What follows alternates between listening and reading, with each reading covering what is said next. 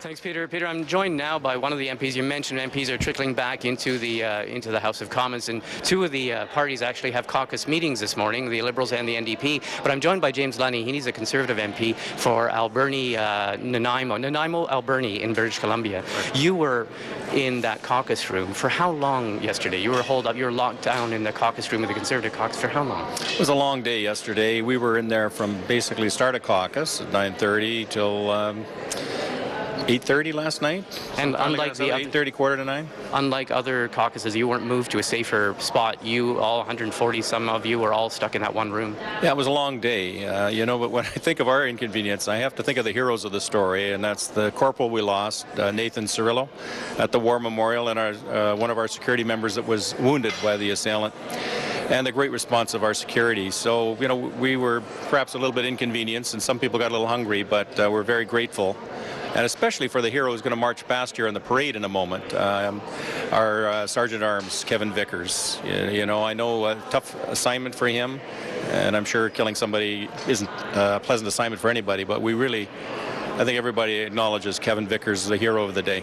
Just before we went to air, you pointed to one of the security guards right behind us, and you said he was the fellow who just spent 9 hours with us. He was on his feet standing by the door, locked the door as the assailant was running by, and stood with us for hours. And we had another security man in the room with us as well, one of our House of Commons blue shirts. We have a lot of retired police people in our caucus. We generally don't talk about what happens in caucus, but after a momentary confusion and alarm, very quickly organized, and any assailant that come through the door would have found himself very quickly mobbed, no matter what door they come in. So we're grateful for the expertise of our own caucus members, many who are retired police and military. Yeah, can we talk about that? Because we've heard reports of two things. A, barricading the doors, and we know the NDP also did that, barricaded the doors with chairs. But we also heard that at some point when there was an all clear, or there was someone wanted to come in and you wouldn't let someone in, you didn't believe the all clear had been sounded. Is that true? Well, there was a racket at the door. We generally don't, talk about these things. Rather unusual circumstances. Of course, the door's barricaded and there was rattling at the door. And there was a communication issue between RCMP and our own House of Commons staff. They weren't sure who was trying to get in the door, so that got sorted out. And they escorted our Prime Minister safely, of course, out of the room. When did the decision get made to evacuate the Prime Minister? Because he was at caucus, but then he was pretty promptly removed. Well, I think RCMP did their job. They made sure that our, the most important person in Canada from our political framework was protected. And so at our first opportunity when the building was secure, they were here to escort him out. And we appreciate the expertise of all of our security forces, and we dodged a bullet here in a sense, with the exception of course, the ones that were wounded and the one we lost.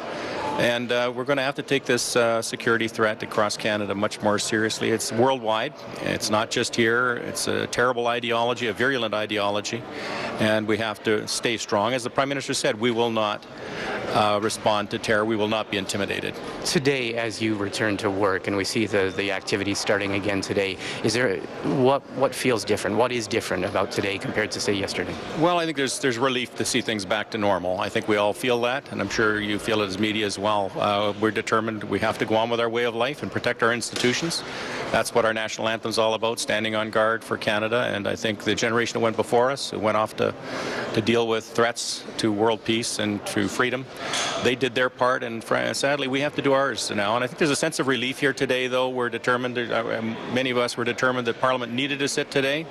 We'll hear from the Prime Minister shortly, and that parade's going to go by with the Sergeant at Arms at the head of it, I hope, in a moment. And he's the man who's the real hero of the day today. And I want to let you go because I know everyone wants to see that, and you want to pay tribute to the Sergeant of Arms who's going to traipse in probably with a mace. But two questions. I've seen a lot of people talking with the security guards this morning. A lot of people are taking that extra bit of time to tap someone on the shoulder, to shake their hand, to say hello, to exchange some words with the security guards.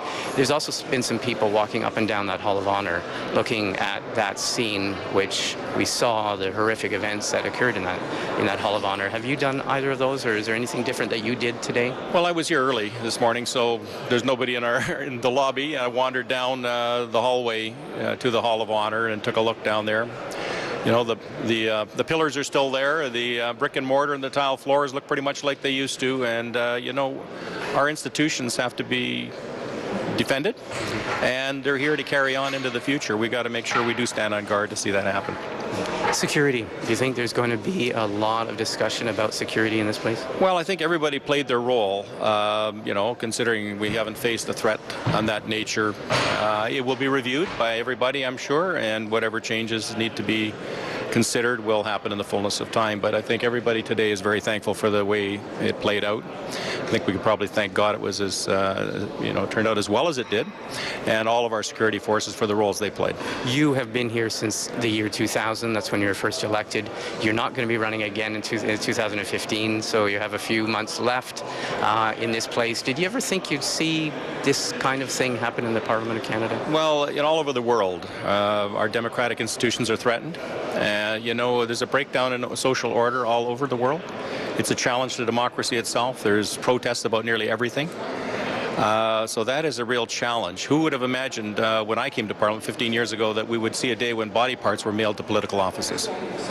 Who would imagine we'd find a locker with, 6 babies stinking in the locker? I mean, we're in a day when social order is breaking down at an alarming rate. And those are issues that we're going to have to deal with. It's more than just a political issue. It's our inner being and who we are as a nation. We're going to have to re-embrace the principles that made this country as strong as it was. And those are principles of strength and integrity and doing the right thing and standing together in times of difficulty. Well, that's very inspiring. Thank you very much, James Lunney. Thanks for taking the time, and I'll let you get back into the House. Thank you. You bet. Thanks. Peter, that was James Lunney, Conservative MP from British Columbia. Back to you, Peter. All right. Thanks, Martin.